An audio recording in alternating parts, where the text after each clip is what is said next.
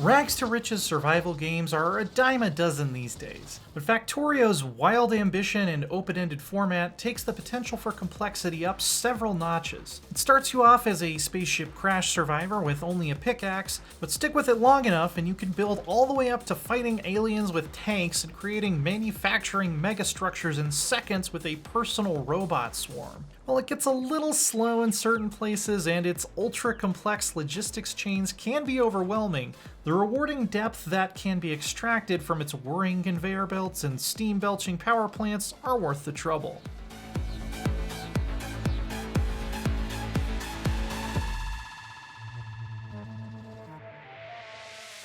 The most important thing to understand about Factorio is that it's one of those games you probably won't figure out how to play optimally through trial and error alone. My first couple experimental runs ended up being such a mess that I decided it was probably simpler to just abandon them and start over, rather than trying to salvage the tangle of assembly lines and mining drills I'd created before I understood some key tricks and common pitfalls. You're best off doing your homework and reading wikis and watching tutorial videos, or bringing along a friend who knows what they're doing in multiplayer, because Factorio won't guide you away from frustrating disaster. That's not necessarily a bad thing though, as anyone who's played great games like Minecraft or Dwarf Fortress or Crusader Kings can tell you. Factorio scratches some similar itches with its intimidating but exciting depth. Once I got into a groove, learning how to weave underground conveyor belts and optimize my oil refining, I found expanding and upgrading my factory almost zen at times. Everything from your astronaut to the heavy industrial equipment is drawn in a readable, colorful pixel art style, and it's pretty forgiving of mistakes since you can rearrange machinery fairly easily, and it's actually unlikely that you'll mess up so badly that you can't save it on the default difficulty.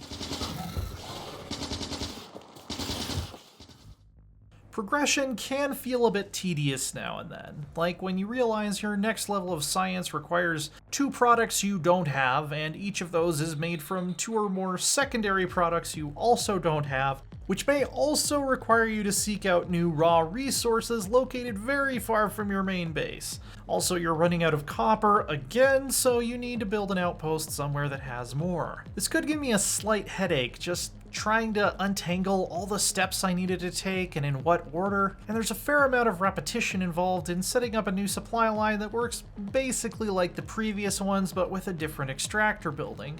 But the satisfaction of getting everything working properly is a hell of a drug. What really saves Factorio from slipping into monotony are some key techs that can totally change the way you play, and they're spaced pretty nicely through the tree.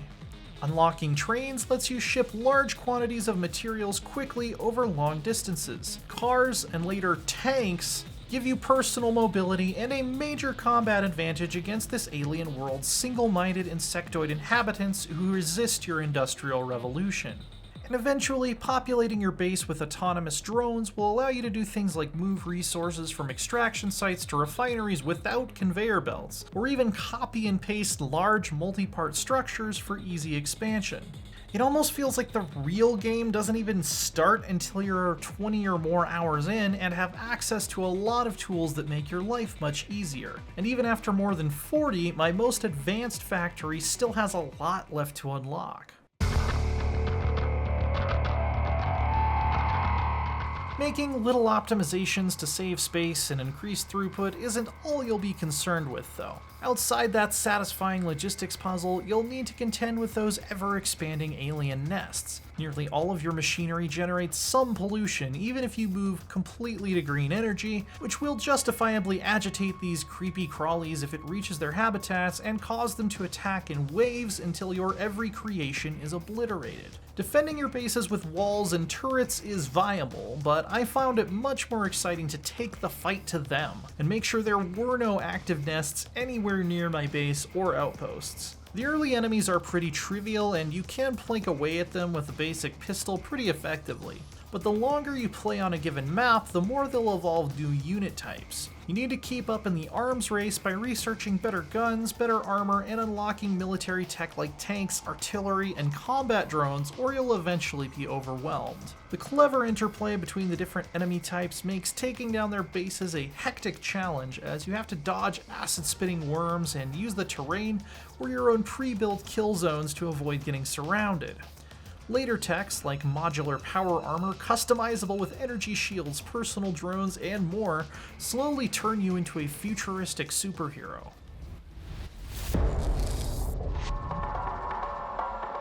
The sheer amount of stuff there is to do in Factorio is breathtaking and a bit frightening. Even with over 40 hours on my most played save, some of the higher end factories I've seen others build look like absolute witchcraft. It's the kind of game that can become a second job if you let it. But thanks to an ever-increasing alien threat, and some well-placed keystone techs that give you new toys and really change things up, I never hit a point of complete boredom where I felt like I was just building things to build more things for no particular reason. I could easily see myself sinking hundreds more hours into this elaborate contraption, seeing how big I can build and trying out totally new base layouts. It's got a very high buy-in to learn, but Factorio rewards you with entertaining logistics puzzles and a sense of ownership over something colossal and impressive if you put the time in. For more crazy complex games that reward you the more you put into them, check out our reviews of Crusader Kings 3 and Microsoft Flight Simulator. And for everything else, stick with IGN.